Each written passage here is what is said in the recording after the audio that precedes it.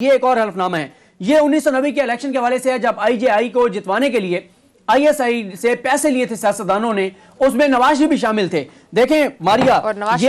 یہ بیان حلفی جو میں آپ کے سامنے رکھ رہا ہوں، یہ بیان حلفی سپریم کورٹ کے فیصلے میں موجود ہے، سپریم کورٹ میں یہ بیان حلفی موجود ہے۔ جو رانا محمد شمیم کا بیان حلفی ہے وہ کہیں موجود نہیں ہے، وہ صرف ایک جنگ اخبار میں چھاپا گیا، اور جنگ اخبار میں چھاپنے والے صحافی کو بنیادی فیکٹس نہیں پتا تھا، یہ نہیں پتا تھا کہ کیس سننے والے کون تھے، کب مقرر ہوا، وکیل کون تھے، پروسیجر کیا ہے۔ 17 پوائنٹس ہم پہلے اس پروگرام میں بتا چکے ہیں جو کہ ان کے معلوم نہیں تھے۔ یہ جناب یہ حلف نامے کے الفاظ یہ ہیں بالکل اسی طرح سے جس طرح کے الفاظ رانا محمد شمیم کے ہیں۔ وہ یہ کہتے ہیں کہ میں lieutenant general retired Asad Durrani, بالغ مسلمان جو کہ اس وقت بون جرمنی میں پاکستان کے سفیر کی حیثیت سے تعینات ہوں، حلف دیتا ہوں اور حلفیہ تصدیق کرتا ہوں کہ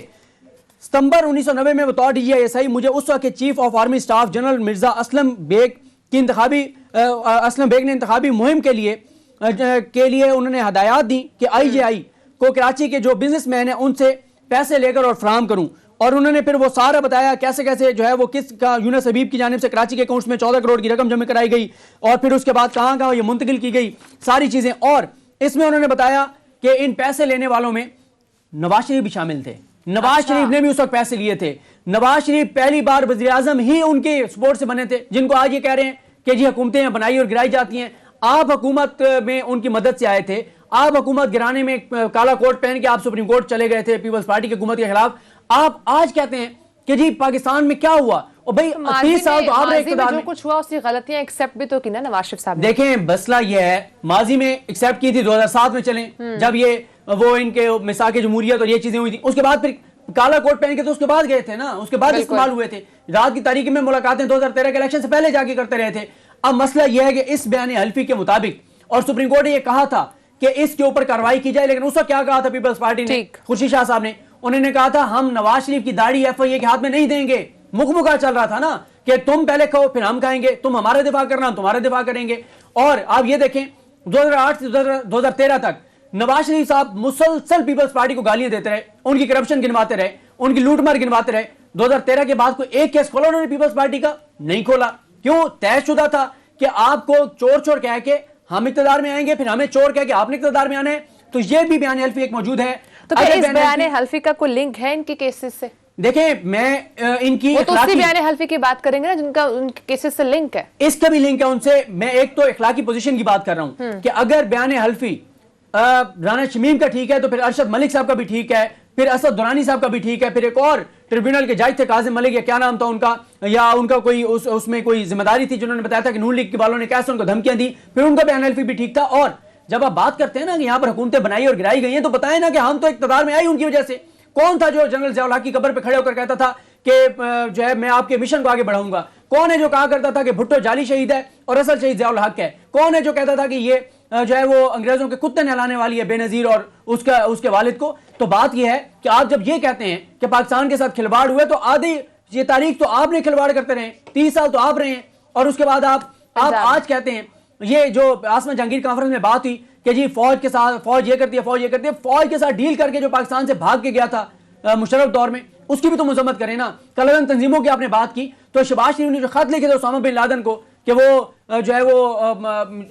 وہ ڈیل کرنا چاہتے ہیں کلدم جماعتوں کے ساتھ اور ٹی ٹی پی ان کے اوپر حملے نہ کرے، تو پھر اس کی بھی آپ بات کریں۔ تو مسئلہ یہ ہے کہ اگر آپ نے 74 سال کی بات کرنی ہے پھر سب کی بات کریں۔ آپ عدلیہ پر دباؤ کی بات کرتے ہیں تو پھر سپریم کورٹ پر شریف خاندان کے حملے کی بھی بات کریں۔ آپ ججز کو انفلوئنس کی بات کرتے ہیں تو آپ ملک قیوم کی کال کی بھی بات کریں۔ آپ ججز کو خریدنے کی بات کرتے ہیں تو پھر انہوں نے جو بریف کیس بھیج کے ججز کو خریدا تھا اس کی بھی بات کریں۔ بات کرنی ہے تو مکمل کریں، سچ بولنا ہے مکمل بولیں۔ اور یہ کیا بات ہے کہ جہاں پہ بھی الزام فوج پہ ہو وہاں تو آپ اٹھ کے آ جاتے ہیں۔ مجھے بتائیں پچھلے 10 برسوں میں مجھے 50 ایسے نام بتا دیں جو وکلا تنظیموں نے کسی غریب کا مفت کیس لڑا ہو، وہیں پہ کیوں یہ کیس آ کے اور یہ انسانی حقوق کے چیمپئن ٹیک اپ کر لیتے ہیں جہاں پہ الزام پاکستان اور پاکستان کے اداروں پر ہو، کیونکہ یہ مقصد ہے، فنڈنگ اسی چیز کے اوپر ہوتی ہے، ان کو جس چیز کی فنڈنگ ہوتی ہے اسی چیز کو یہ آگے ڈیلیور کرتے ہیں۔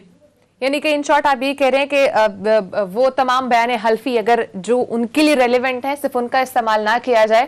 کہانی کا دوسرا رخ بھی اس پر بھی بات ہونی چاہیے۔ ایک جملہ ایڈ کر دوں، سپریم کورٹ کا فیصلہ ہے کہ اس بیان حلفی کے مطابق کارروائی کی جائے، یہ سپریم کورٹ کا فیصلہ ہے، یہ سپریم کورٹ کے فیصلے میں موجود ہے۔ یہ بیان حلفی جس بیان حلفی کی میں بات کر رہا ہوں وہ باقی بیان حلفی تو موجود نہیں ہے، اور فیصلہ آ چکا ہے، فیصلہ آ چکا ہے، اس کے بعد حکومتی اداروں نے کام کرنا تھا۔ حکومت کے اداروں نے, عمران خان صاحب نے بھی آگے کہا تھا کہ وہ اس کے اوپر کارروائی کریں گے, لیکن وہ بھی وہ جو بشیر میمن صاحب, تو انہوں نے کہا کچھ نہیں ہو سکتا. یہ ثاقب نثار صاحب نے کہا تھا کہ اس کے اوپر آپ عمل کریں. اور پھر ماریا دیکھیں ارشد ملک کا بیان حلفی ہو, وہ بھی ریکارڈ پہ عدالت میں ارشد ملک صاحب کی جانب سے جمع کرایا گیا تھا, شریف خاندان اس کو نہیں لے کے گیا. یہ بیان حلفی بھی سپریم کورٹ کے فیصلے میں موجود ہے, یہ کوئی عام بیان حلفی نہیں ہے. اور یہ والا بیان حلفی تو ویسے ہی کہا جا رہا ہے کہ اس سے کوئی ریلیونس پاکستان کے کسی کیس سے تو ہے ہی نہیں, یہ ریلیونس تو ہے ہی باہر کے کیس سے, تو پھر اس کا تو کوئی لنک نہیں ہوگا. دیکھیں لنک تو یہ بنا رہے ہیں, جب بنا رہے ہیں تو جا کے پیش کریں, جا کے میاں صاحب کو بری کرمائیں وہاں سے اور کیسز ختم کروائیں. پہلے آسمہ جہانگیر کانفرنس کی آپ نے بات کی, اب تو اس میں کوئی دوسری رائے نہیں ہے کہ اس کانفرنس کا ایک ہی مقصد تھا, وہ تھا پاکستان اور پاکستان کے اداروں کا منفی چہرہ ان لوگوں کے سامنے پیش کرنا جو کہ سپانسر تھے, جنہوں نے پیسہ لگایا اور جو وہاں پر موجود تھے. دوسرا یہ ہے کہ اس میں آپ دیکھیں نا, حیران کن طور پر انسانی حقوق کی بات کی گئی, لیکن سندھ کے اندر جو انسانی حقوق کی پامالی ہو رہی ہے اور جو بلاول صاحب انسانی حقوق کے چیمپئن بنتے ہیں, اس کے اوپر کوئی بات نہیں کہی. ناظم جوکیو قتل کا کوئی معاملہ نہیں تھا, جو وہاں پر عزیز میمن صحافی قتل ہوئے, اور درجنوں واقعات ہیں درون سندھ کے, وہاں ایم پی ایس نے جو گولیاں ماری ہوئی ہیں, جو خواتین کے ساتھ ظلم ہوئے, جو زیادتی ہوئی, جو صحافیوں کے اوپر ایف آئی آر ہوئی, ان کا کہیں پہ کوئی ذکر نہیں تھا. آپ آ جائیں نون لیگ کے حوالے سے, پنجاب میں کھڑے ہو کے یہ کر رہے تھے, وہاں پر لاہور میں سانے وائرل ٹون ہوا تھا, 2709 روز ہو چکے ہیں اس سانے کو, آج تک ان کو انصاف نہیں ملا, اس کا کہیں ذکر نہیں تھا. اچھا پھر حیران کن طور پر آپ یہ جو کانفرنس ہو رہی تھی جمہوریت کے لیے, مجھے بتائیں کیا احتساب کے بغیر جمہوریت مضبوط ہو سکتی ہے؟ کبھی نہیں ہو سکتی. لیکن احتساب کی بات نہیں ہوئی, بلکہ احتساب کے خلاف تقاریر ہوئی ہیں, احتساب کے نظام کے خلاف تقریریں ہوئی ہیں, بجائے اس کے کہ وہاں پر بات کی جاتی کہ احتساب ہونا چاہیے, بلکہ کرپشن لوٹ مار کرنے والوں کو ڈیفینڈ کیا گیا ہے اور احتساب کی مخالفت کی گئی ہے. اور آپ نے فوج کو تو گالیاں دی, لیکن جو فوج کے سے پیسے لیتے رہے ہیں, جو فوج کے کندھوں پہ بیٹھ کے آتے رہے ہیں, جو فوج کی گود میں بیٹھ کے آتے رہے ہیں, جو فوج کی نرسری میں تیار ہوئے ہیں, ان کو آپ الزام نہیں دے رہے. آپ صحافت کے اوپر دباؤ کی بات کرتے ہیں, لیکن جو صحافی صحافت کی آڑ لے کے اور سرکاری عہدے لے لیتے ہیں, ان کی آپ بات نہیں کر رہے. اب آ جائیں اس حلف نامے پر جو آپ نے بات کی. اور سولوشن کی بات نہیں ہوتی کہ سولوشن کیا ہے اس تمام پرابلم سے نکلنے کا؟ بالکل ان کے نزدیک سولوشن ایک ہی ہے, وہ ہے کہ نواز شریف کو اقتدار میں لے آؤ, نون لیگ کو اقتدار میں لے آؤ, پھر ہمارے کھانے کھاچے یہ ساری چیزیں چلتی رہیں, سرکاری پیسے, باہر کے دورے, جہاز, ہیلی کاپٹروں پہ وزٹس, یہ ساری چیزیں چلتی رہیں تو بالکل اوکے ہے. یہ جو کل سزائے یافتہ مجرم نواز شریف صاحب یہ بھی کہہ رہے تھے کہ یہاں پہ ادارے یہ کرتے ہیں, ادارے وہ کرتے ہیں, اور پھر آج کل یہ ایک بیان حلفی کو بہت حلال اور مقدم اور مقدس سمجھتے ہیں, اور وہ ہے جو رانا محمد شمیم کا بیان حلفی ہے. لیکن ایک بیان حلفی ہم نے پہلے بتایا تھا, وہ تھا جج ارشد ملک مرحوم کا, جس میں انہوں نے بتایا تھا کیسے ان کو 50 کروڑ کی رشوت کی آفر کی گئی, کیسے ان کو پہلے منت ترلا, پھر بلیک میلنگ, پیسے سے خریدنا, ویڈیو جعلی, اور پھر وہ ایک ان کی کمپرومائز ویڈیو لے آئے, پھر ان کو سعودی عرب جا کے مسجد نبی کے سامنے ان کو رشوت کی آفر کی. یہ ساری چیزیں ہم بتا چکے. نواز شریف صاحب نے خطاب کیا ہے اور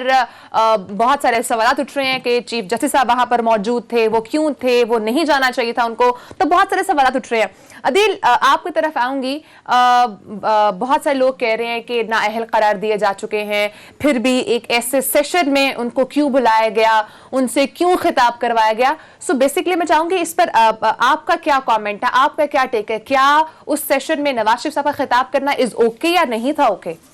میں سمجھتا ہوں کہ یہ جو منتظمین ہیں اس کانفرنس کے, انہوں نے دیگر جو معززین آئے تھے جن کو یہ بتایا نہیں گیا تھا کہ اس سے نواز شریف بھی خطاب کریں گے, یہ ان کے ساتھ زیادتی کی گئی ہے. یہ اگر ان سے چھپایا گیا ہے تو جن لوگوں نے بلایا تھا معزز جج صاحبان کو, انہیں ان سے معذرت کرنی چاہیے, کیونکہ یہ سوسائٹی کو میسج کیا گیا ہے کہ آخر میں کون خطاب کرتا ہے, کسی بھی کنکلوڈنگ سیشن میں آخر میں کون خطاب کرتا ہے, آخر میں مہمان خصوصی خطاب کرتا ہے. تو آپ نے یہ بتایا کہ یعنی عدالتوں سے سزا یافتہ مجرم جو ہے وہ اس کانفرنس کا مہمان خصوصی ہے, لیکن آپ یہ بھی تو دیکھیں کہ اس میں آپ نے معزز جج صاحبان کو بلا رکھا ہے, اور وہاں پر پھر علی احمد کرد صاحب جس طرح تقریر کرتے ہیں وہ انتہائی نامناسب بات تھی. وہاں انہیں احترام کرنا چاہیے تھا, وہاں معزز شخصیات بیٹھی ہوئی تھیں. لیکن مسئلہ یہ ہے کہ اس طرح کے جو ایونٹس ہوتے ہیں, یہ ایونٹس پراپر ایجنڈے کے تحت ہوتے ہیں. کیوں یہ کئی ممالک جو ہیں ان کو فنڈنگ دے رہے ہیں. میں پروڈیوسر صاحب کو یہ کہوں گا کہ وہ اگر سکرین پہ چلا سکیں وہ فلائر جو ہے جو تیار ہوا تھا جس میں لکھا گیا تھا کہ کلوزنگ سیشن یہ ہے نومبر 21 کا,